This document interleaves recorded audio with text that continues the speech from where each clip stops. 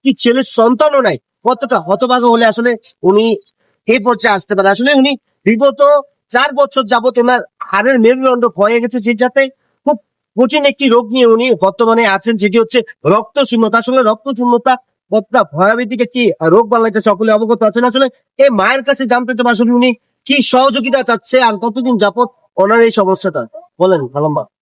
আমি আজকে 3-4 বছর ধরে এই সমস্যা ভুগতেছি। আমার হাড় ক্ষয়ে গেছে, আমি কাজ করতে পারতেছি না, আমার রক্ত কম শরীরে।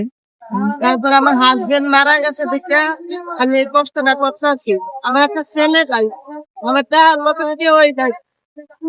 বাবা মা, আমার বাবা প্রতিবন্ধী থাকে, আমার বাবা মানে টাকা শরীর কেউ নাই, অনেক টাকা ঋণ হয়ে গেছি আমি। বাড়ি এলাম, আমার ঘর কিচেন তালাও মারছে আমার সাথে করলে।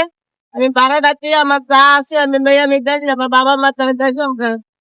অনেক অসহায় মানুষ, আমার একটা ছেলেও নাই,